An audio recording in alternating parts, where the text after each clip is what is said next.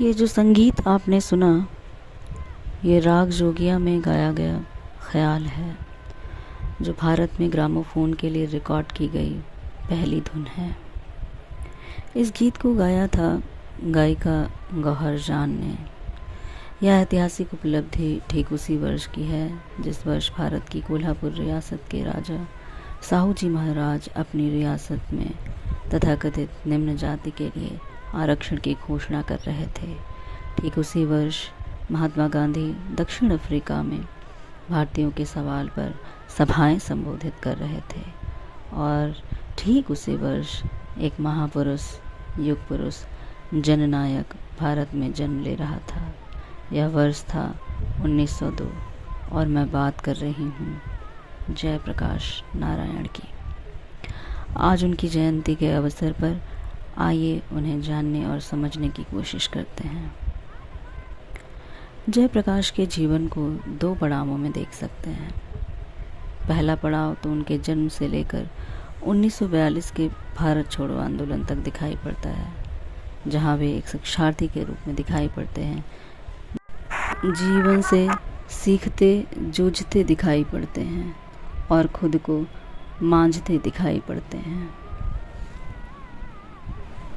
और दूसरा पड़ाव 1942 के बाद दिखाई पड़ता है, जब वे एक मंझे हुए समाज सुधारक, नेतृत्वकर्ता और विचारक बन जाते हैं। 11 अक्टूबर 1902 को गंगा और घाघरा नदी के बीच स्थित शताब्दी आरा में जयप्रकाश का जन्म हुआ। उनके बाबा देवकी नंदन लाल अंग्रेजी हुकूमत में दरोगा थे। पिता हरसू दयाल सिंचाई विभाग में कनिष्ठ अधिकारी थे और माता फूल रानी देवी थी, जो धार्मिक विचारों वाली स्त्री थी।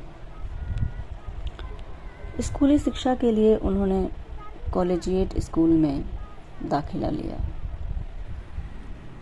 वे बचपन में चंपारण आंदोलन से काफ़ी प्रभावित हुए और गांधी के जीवन से भी। उस समय हुए जालियाबाग नरसंहार के विरोध में उन्होंने ब्रिटिश स्कूल छोड़ दिया और बिहार विद्यापीठ में नामांकन करवाया और आगे चलकर बिहार विद्यापीठ से निकलकर उच्च शिक्षा के लिए उन्होंने विदेश की ओर रुख किया। किंतु अमेरिका जाने से पहले 1920 में उनका विवाह हुआ गांधीवादी वकील बृज किशोर की पुत्री प्रभावती से।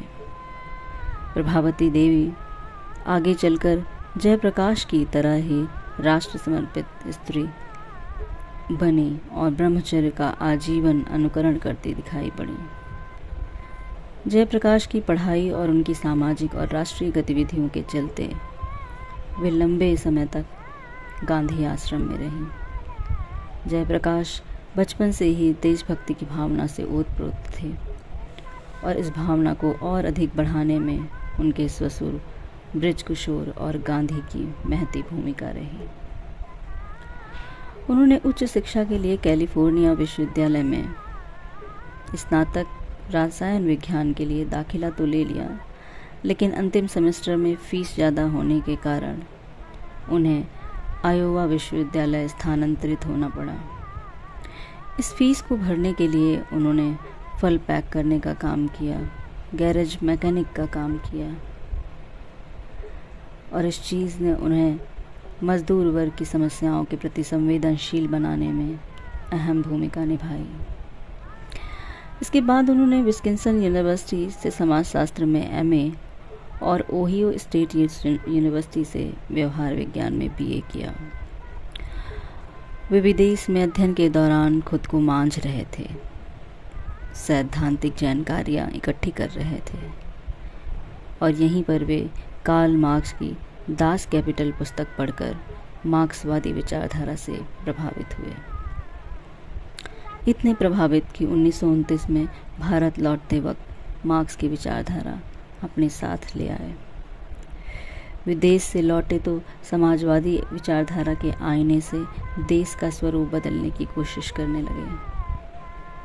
वे गांधी के भक्त और प्रशंसक थे, लेकिन वहाँ से वे एक समाजवादी स्वप्नकार बनकर लौटे। 1930 में नेहरू के कहने पर उन्होंने भारतीय राष्ट्रीय कांग्रेस में शामिल होने का निर्णय लिया और स्वतंत्रता संग्राम में सक्रिय भूमिका निभाने लगे।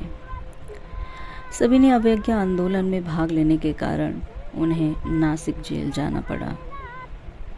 जेल और जेपी का साथ यहीं से शुरू हुआ, जो उनके अंतिम समय तक चलता रहा। जेल में राम मनोहर लोहिया, अच्युत पटवर्धन, मीनू मसानी, अशोक मेहता आदि नेताओं से वे मिले और कई सारे समाजवादी नेताओं से मिलकर उन्होंने कांग्रेस के भीतर ही एक वामपंथी दल कांग्रेस सोशलिस्ट पार्टी का गठन किया, जिसके वे महासचिव बने। धीरे धीरे उन्हें यह एहसास हुआ कि भारत में लोकतांत्रिक मूल्यों पर आधारित राजनीति की आवश्यकता है, जो जनता को केवल बताए ही नहीं, उसे जगाए भी। इस दौर में वे एक क्रांतिकारी के रूप में दिखलाई पड़ते हैं। 1942 का वह साल भी आ गया जब भारत छोड़ो आंदोलन जोर पकड़े हुए था। आंदोलन में उनकी गतिविधियों के चलते उन्हें हजारीबाग जेल में बंद कर दिया गया। जयप्रकाश ने ऐतिहासिक कार्य करते हुए जेल से पलायन किया और भूमिगत होकर इस आंदोलन को मार्गदर्शित करते रहे। नेपाल में भारतीय स्वतंत्रता आंदोलन को मार्गदर्शित करने के लिए उन्होंने आज़ाद दस्ता का गठन किया, लेकिन 1943 में उन्हें फिर से गिरफ्तार कर लिया गया। व्यापक जन दबाव के कारण उन्हें 1946 में रिहा किया गया। इस बार वे बाहर आए तो उन्हें भारतीयों का हृदय कहकर पुकारा गया। उनकी राह तलाशते लोग उनके जेल से वापस आने पर उल्लसित हो उठे और इसी पर दिनकर कह उठे, जय हो भारत के नए खड़ग, जय हो तरुण देश के सेनानी, जय नई आग, जय नई ज्योति, जय नए लक्ष्य के अभिमानी। स्वागत है आओ कल्प सर्प के फन पर चढ़ने वाले, स्वागत है आओ हवन कुंड में कूद स्वयं बलने वाले।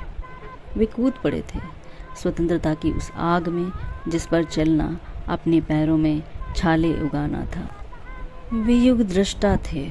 उन्होंने देख लिया था भारत के स्वर्णिम भविष्य को किस तरह प्राप्त किया जा सकता है। धीरे धीरे राष्ट्रहित के पथ पर बढ़ते हुए उन्हें यह समझ आया कि लोक नीति के हित में उन्हें राजनीति का त्याग कर देना होगा। इसलिए वे 1954 में विनोबा के सर्वोदय आंदोलन की ओर मुड़ गए। वे मान चुके थे कि सर्वोदय के माध्यम से एक नई व्यवस्था स्थापित की जा सकती है, जिसमें समाज वर्ग विहीन और राज्य विहीन होगा, जिसमें राजनीति का स्थान लोक नीति ले सकेगी और व्यक्ति आत्मिक शुद्धि पर ध्यान देगा। उन्होंने एक सहभागी लोकतंत्र की कल्पना की, जिसमें जनता और आर्थिक समानता प्रमुख होगी। इसके लिए उन्होंने गांधी के पंचायती राज की वकालत भी की और 1957 में उन्होंने राजनीति छोड़ने का निर्णय लिया। लेकिन देश जल रहा था। देश को ऐसे लोकतांत्रिक मूल्यों वाली सत्ता की जरूरत थी जो उस समय शासन की बागडोर संभाल सके। एक आंदोलन खड़ा करने की आवश्यकता थी जिसमें देश के युवा भागीदार बन सके। जयप्रकाश ने फिर से 1960 के अंतिम दशक में राजनीति में सक्रिय होने का निर्णय लिया। छात्र आंदोलन का बिहार में नेतृत्व करने का फैसला किया। बिहार छात्र संघर्ष समिति का नेतृत्व करने की घोषणा की। 8 अप्रैल 1974 का वो दिन कैसे भुलाया जा सकता है, जब पटना की सड़कों पर 10,000 छात्रों ने मौन जुलूस निकालकर छात्र आंदोलन के इतिहास में एक इबारत लिख दी थी। कई छात्राओं की जानें गईं, कई गिरफ्तार हुए, लेकिन उन्होंने छात्रों को सामाजिक बदलाव के कामों में बराबर भागीदार बनने के लिए आह्वान किया। 5 जून 1974 की पटना की विशाल रैली में उन्होंने संपूर्ण क्रांति का नारा दिया, जिसके माध्यम से उन्होंने सामाजिक, राजनीतिक, सांस्कृतिक, शैक्षणिक, आध्यात्मिक और वैचारिक स्तर पर सब कुछ बदल डालने का विचार रखा। दिनकर की कविता के माध्यम से सत्ता को ललकारा, परिवर्तन की मांग की। सदियों की ठंडी भुजी राख सुगबगा उठी, मिट्टी सोने का ताज पहन इठलाती है। दो राह समय के रथ पर घर घर नाद सुनो, सिंहासन खाली करो कि जनता आती है। फिर आया आपातकाल का वो घनघोर अंधेरा, जिसने जयप्रकाश को छीण करने की कोशिश तो की, किंतु उनके कार्यों के तेज ने उन्हें क्षीण नहीं होने दिया। वे और निखरे, बंदी बनाए गए।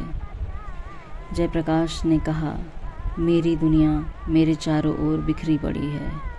वे उसे संवारना चाहते थे। वो अंधेरे आपातकाल में उजाला खोजने का प्रयास करने में जुटे रहे।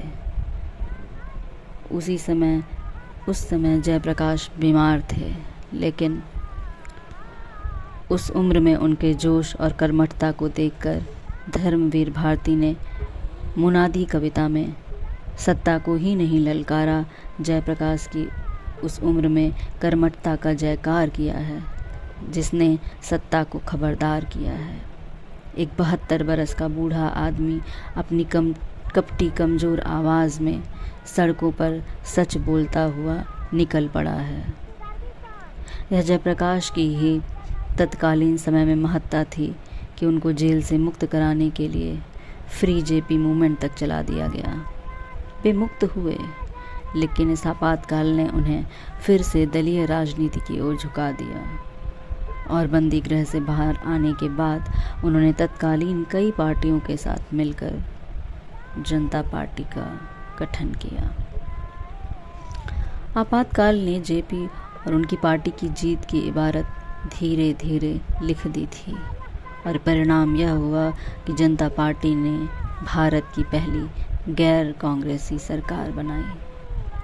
सत्ता कई बार उनके हाथों में आना चाहिए, पर वे सत्ता लोलुप नहीं थे। वे राष्ट्र सेवी, समाज सुधारक और पथद्रष्टा थे। ऐसी बात किसी भी राजनीतिक पद को स्वीकार न करने से स्पष्ट हो जाती है। 72 वर्ष के एक वृद्ध ने युवाओं में जवानी और रवानी भर दी थी, और ऐसा उन्होंने अपने क्रांतिकारी और दूरदृष्टि वाले विचारों और अपने सिद्धांतों के माध्यम से किया। जयप्रकाश लिखते रहे, पढ़ते रहे, विदेश गए, लेकिन स्वदेश को कभी नहीं भूले। स्वदेश और समाजवादी विचारधारा आजीवन उनके व्यक्तित्व को अपने पास में लिए रही। वे गांधीवादी, मार्क्सवादी, समाजवादी, क्रांतिकारी और इन सब से भी ऊपर मानवतावादी थे। उनके जीवन में इन सब का थोड़ा थोड़ा अंश देखा जा सकता है। वे आजीवन सीखते रहे अपने कार्यों से, लेकिन उन्होंने सिखाया जनतंत्र का वास्तविक आलोक जनता के स्वयं के हाथों में है। उनका पूरा जीवन एक ऐसे खोजी की तरह महसूस होता है जो जैसे जैसे सीखता गया वैसे वैसे लोगों को सिखाता गया। 8 अक्टूबर 1979 में उनके देह त्याग पर ये विश्व नहीं, ये धरती और पूरा ब्रह्मांड रोया था। एक सन्नाटा पसरा था जो आज भी कभी कभी सुनाई पड़ता है। देश में उनके जैसे पुरोधा की कमी को बार बार याद दिलाता है, पर उनकी कीर्ति की लौ तो आज भी दीप्यमान है।